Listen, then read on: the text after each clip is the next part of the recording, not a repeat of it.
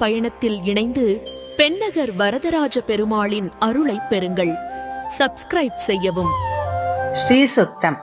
हिरण्यवर्णां हरिणीं स्वर्णरजतस्रजां चन्द्रां हिरण्मयीं लक्ष्मीं जातवेतो म आवह.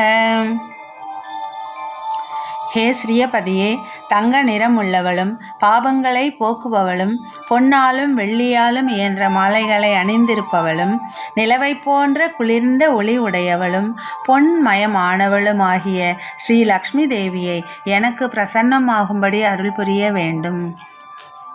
தாம ஆவக ஜாதவேதோ லக்ஷ்மீம் அனபகாமினீம் யஸ்யாம் ஹிரண்யம் விந்தேயம் காமஸ்வம் புருஷானகம். ஹே லோகநாதா, ஸ்ரீதேவியின் வரவால் பொன் முதலிய செல்வங்களும் யானை குதிரை பசு முதலிய கால்நடை செல்வங்களும் வேலைக்காரர் முதலிய சுகச் செல்வங்களும் உண்டாகின்றன. அத்தகைய ஸ்ரீதேவி என்னை விட்டு நீங்காமல் என்றும் நிலைத்திருக்கும்படி நீ அருள வேண்டும். அஸ்வபூர்வாம் ரதமத்யாம் ஹஸ்திநாத பிரபோதினீம் ஸ்ரீயம் தேவீமுபஹ்வயே ஸ்ரீர்மாதேவி ஜுஷதாம். ஸ்ரீதேவியினுடைய கோயில் முதல் பிரகாரத்தில் குதிரைகள் இருக்கின்றன, இரண்டாம் பிரகாரத்தில் தேர்கள் இருக்கின்றன, மூன்றாம் பிரகாரத்தில் யானைகள் இருக்கின்றன. யானைகளின் இனிய கம்பீரமான துவனி அம்பாளை தினமும் விடியற்காலையில் எழுப்புகிறது. அந்த ஸ்ரீதேவியை, விஷ்ணு பத்னியை என்னை ஆசீர்வதிக்குமாறு வேண்டுகிறேன். காம் சோஸ்மிதாம் ஹிரண்ய பிரஹாராம் ஆர்திராம் ஜுவலந்தீம் திருப்தாம் தர்பயந்தீம் பத்மே சிதாம் பத்மவர்ணாம் துவாமிஹோ பஹ்வயே ஸ்ரீயம்.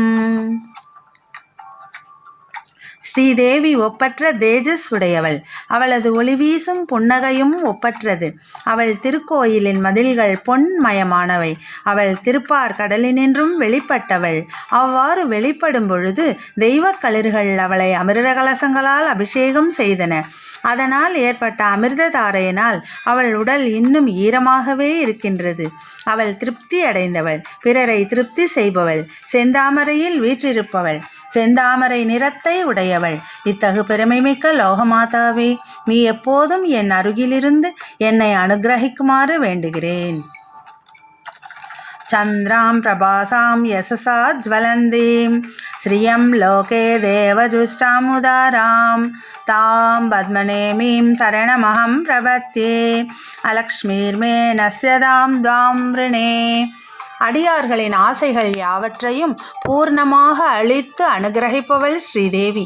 ஸ்ரீமன் நாராயணன் பூலோகத்தில் அவதரித்தால் தானும் அவ்வாறே அவதரித்து அடியார்களை ரட்சிக்கிறாள்.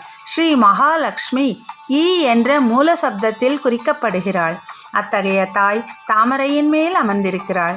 அவளே எனக்கு கதி. அவளையே அடைக்கலமாக அடைகிறேன்.